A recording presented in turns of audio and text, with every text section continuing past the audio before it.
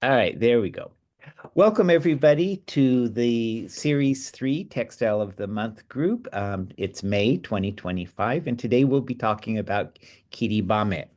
The word kiribame, or the verb kirihameru, means to inlay, to combine, to push together. But hameru itself sort of means to shove into. So think of parquet floors if you're thinking about kirihameru. Also, there are different kinds of ceramics that use that term, metalwork that uses that term, and many different dye um, styles also use that term. So it can be very confusing. What we're talking about today is, of course, dealing with textiles, and I'll go over the differences with you. So here we see with what is obviously Mount Fuji here with pine trees in the front. The back section here is of the sky, obviously, with a few clouds and such. So I've pulled up this detail. And if you'll notice, the border line between the different bits of cloth are actually stitched. So this is not applique, this is stitched, and the back seams are flat fell open. This is kiribame. Okay, kiribame is not applique. And so you can see where the stitch lines are running on this. Now, if we go into a couple of other examples, okay, very straightforward. This is an obi. Okay, obviously there are several different types of fabric that have been cut and pieced together, like quilting in a sense, not necessarily with any batting, but all the different designs. This can be done from scrap obi, obi that have been damaged, or simply fabric bits that you have. Also following along that line, also an obi, you can see the section here that has been stitched and joined, and also the birds themselves have been inlaid, not appliqued, again, inlaid. And this gives you a better detail of that, so you can actually see the stitch and the change in the weaves. And then, of course, there are a few embroidered patterns just to highlight. Now, don't confuse that with sarasa. We've covered sarasa before. Sarasa kiribame, because in this case, it's not a technique. It's not the inlay work that I've just mentioned. In this case, kiribame refers to the style of dyeing. It's not imitating inlay work, but it's alluding to the beautiful pattern, the beautiful imagery you get when you combine so many different kinds of pattern together. Okay, that's what kiribame is. So when you're looking for Japanese textiles, if you ask for kiribame, you might be shown some things that you're not quite expecting, and this might be one of them. Okay, let's move on from here. Now remember, it's alluding to, it's paying homage to the beauty of that kind of combined textile. So this one also is sarasa from a kimono, and you can see it has the notion of inlay work without actually being so. And this one gets pretty far removed. It no longer really even looks like inlay work, has more of an ikat kind of feel to it. However, again, it's alluding to these different layers of patching and butting up against each other with the patterns. It's very popular in Japan. It's a long traditional tradition of combining patterns in this way.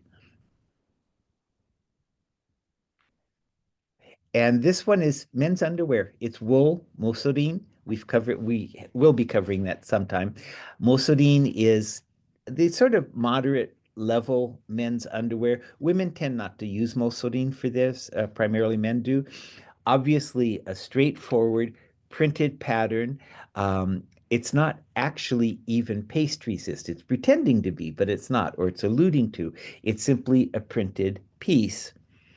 But again, it's called kiribame because of the combination, the butting up against each other of all these different patterns. Okay, so let's go back to the kiribame we're focusing on, this pieced work, okay? So here you can actually see some of the stitching joining the pieces. So this would be a Nagoya obi. Okay, this is the otaiko, the drum in the back, the bow in the back. And you can see only the center section that the viewer is going to enjoy is done with the piecework. The rest of it is hidden. The rest of it is solid color. I'd like to show you for a moment the kinds of things that you can do with some of these Nagoya obi or other pieced obi if you have them in your collection. Now, just ignore my hand movements and such. This is from a sewing class that I did showing one way again of using the Nagoya obi. You can see the different patterns. You can see the piecework around the front. The rest of it is solid blank. Okay, and I'm going to make use of the original artist design in my vest and take advantage of the shape. Okay, so here you can see I've lined it and I've gone in and unstitched part of their stitching and put a pocket behind it. And that allows me then to just hide this little pocket into the vest itself without doing any additional work on my part except to add the pocket in. Okay, and then you can go ahead and see how I've made use of the pattern to line up as it was originally designed. And then, of course, the back also has the pattern. So that's very straightforward, simple chanchanko. Now, that's kiribame. Okay, again, kiribame is when you are cutting out pieces, taking different shapes, stitching them together, and flat felling the back. What we're looking at here is called oshi-e. Oshi-e is not cut but open. Oshi-e is more akin to applique. You're building up different layers of fabric.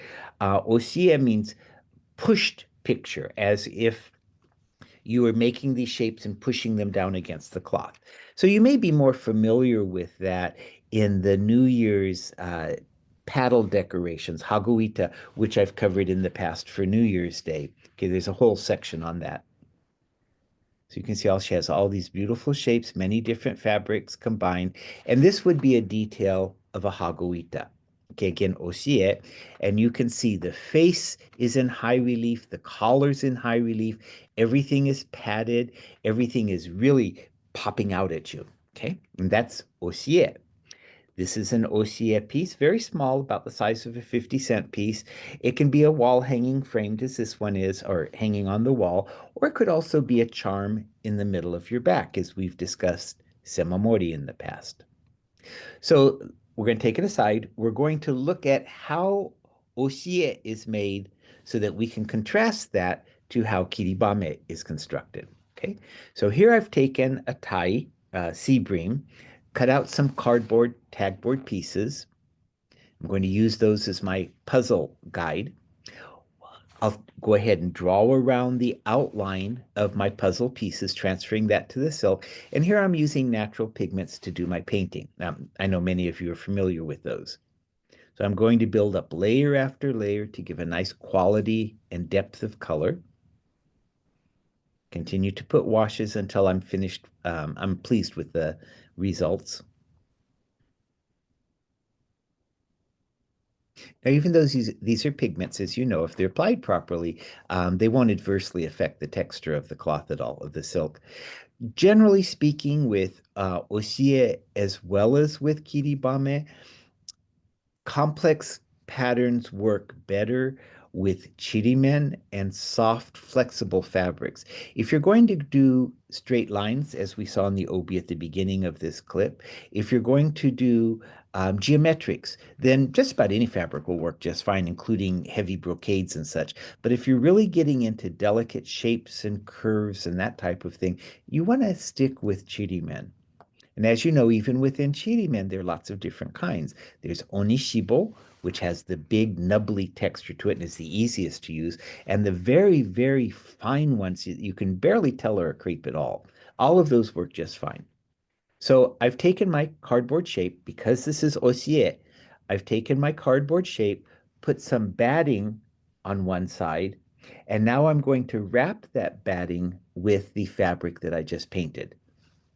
Obviously, the fabric is dry and so forth by this time. Okay, so I'm going to cover each piece, making a little jigsaw puzzle element.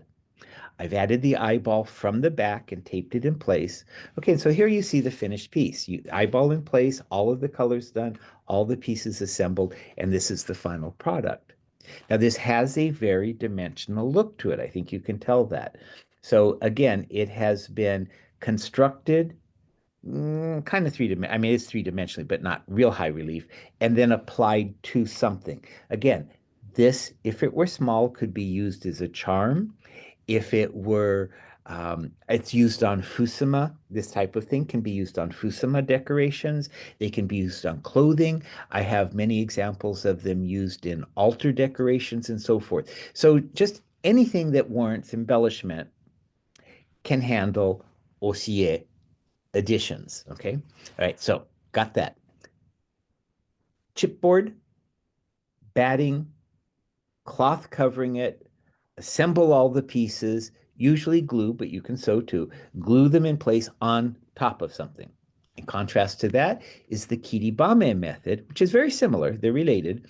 So I've drawn my cartoon again, in this case of a flying crane, and I'm going to cut out the larger elements of my jigsaw, not every single feather. And you could do every single feather if you were inclined to do that, but I'm going to be lazy here and keep it rather coarse.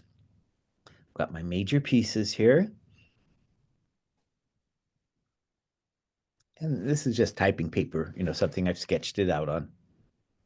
I'm going to transfer that design to my silk. In this case, I've stretched it in an embroidery hoop to give me a nice tambourine-like surface. And I'm using exactly the same natural pigments that I used earlier to paint my Kiribame fabric. And you just take your time, you build up all the colors you want.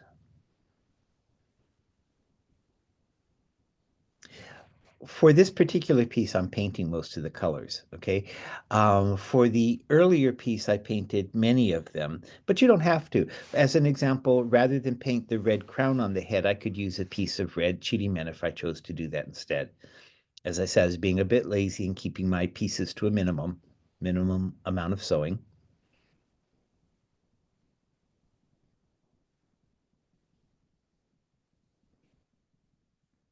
Okay, and now I'm going to start making sure that my pieces will fit to correspond to the painted portions. Okay, so you test a few, make sure you know where everything's going. In this particular instance, though, I'm not going to be using the cardboard that I used in the oshi-e. Okay. Instead, what I'm doing is I'm very carefully adding tick marks, clip marks to all of my pieces. I'm going to use where those clip marks hit, make sure that they correspond properly. I'm going to use the point where those clips meet as my spacing guide as I curve and sew around all of my complex lines of shape. Okay, having assembled my entire bird, okay, I'm going to go ahead and lay it out against the back of my background cloth. I'm going to transfer the image to that, cut it out, and just as I did with the different wings, I'm going to make sure that I clip and coordinate all of the little tick marks.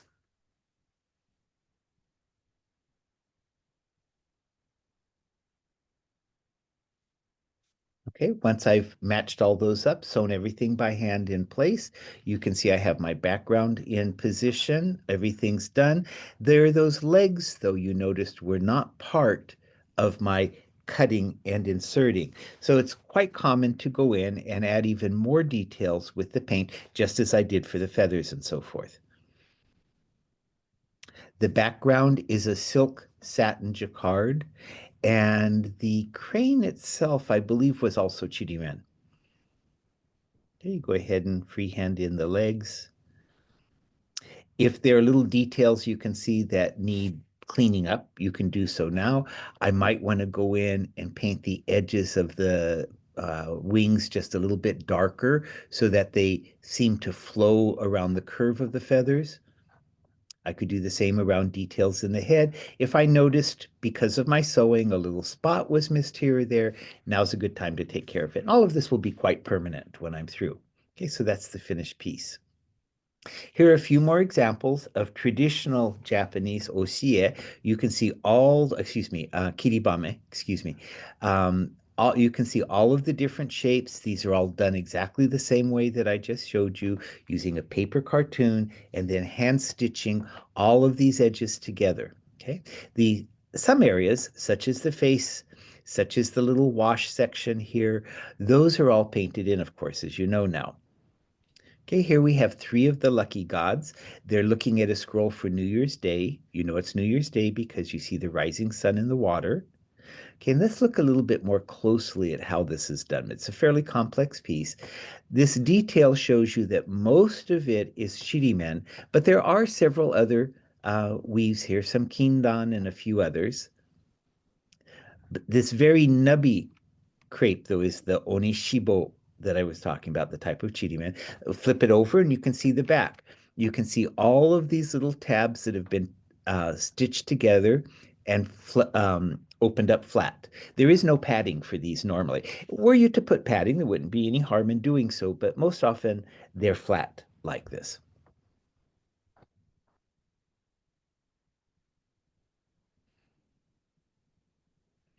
Okay, so I think that gives you a pretty good idea. Whoops, sorry, I thought I was playing. Okay, it gives you a pretty good idea of all the details involved. Obviously, this is a mirror image of the one above here. All right, so if I were going to do this myself, which I did here, I'm going to start out by doing a sketch. Okay, in this case, I'm going to do a little boy looking through a goldfish bowl. So I'm going to break his face up into different pieces, the face itself, ears, arms, and so forth, and go along and start painting in details. When it comes to his hair, though, rather than paint the different strands, I chose a silk. It's from Exotic Silks, 13C, okay, because it has this nice paisley-like pattern, which looks like little locks of hair to me. So I chose that for that rather than paint. Here you see the back side. And if you'll notice here, what's happening is, first of all, in the background is the gray chipboard that I used in the oshi-e. So I'm not doing this quite the traditional way. I found that if I cut out the chipboard, as I did with the oshi-e, and then rather than glue the edges down, because I'm going to want to remove the cardboard, rather than glue the edges around, if I do this stitched girder system to pull everything in like you would tighten the head of a drum, then I have all of my little puzzle pieces. I can go and very carefully stitch them from the back so that the stitching can't be seen from the front. These are those little pulls that you see on the right here. Okay, go along and stitch very carefully. Now, what that cardboard allows me to do is to bend it and shift it and keep my curve absolutely smooth the entire time. Once that's done, I clip out the cardboard and we're at the next phase.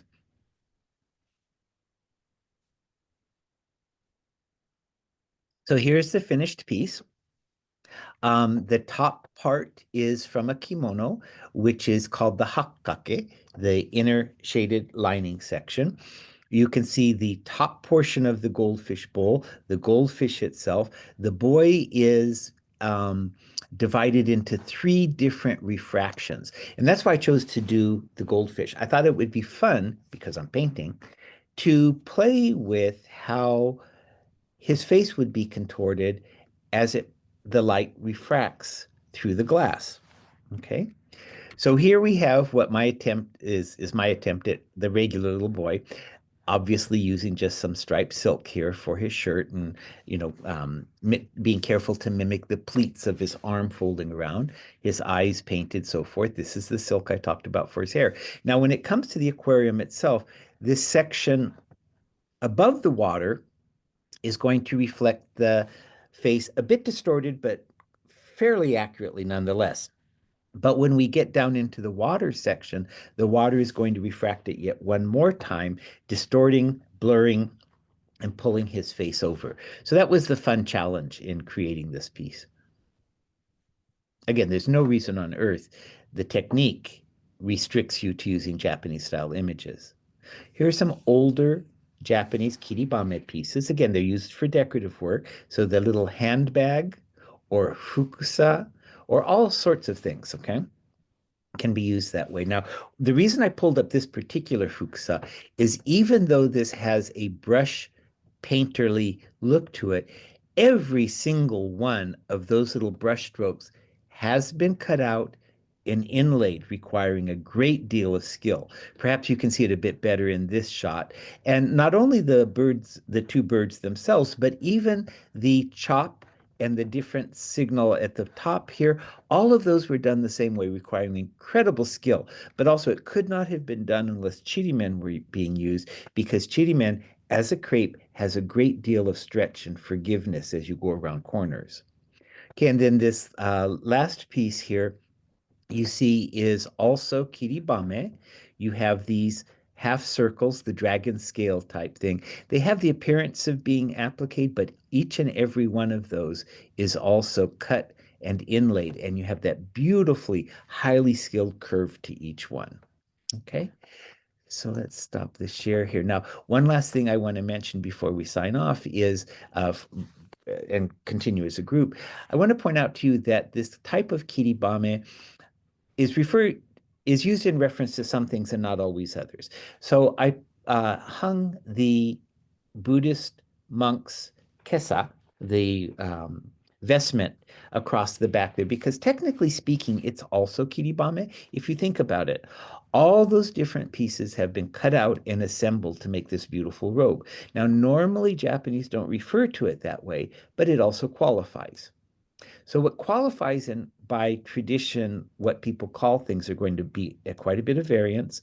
Don't be frustrated when you're trying to get Japanese terms or asking Japanese people about that. Their intentions are good. They're not trying to tease you or fool you. Okay.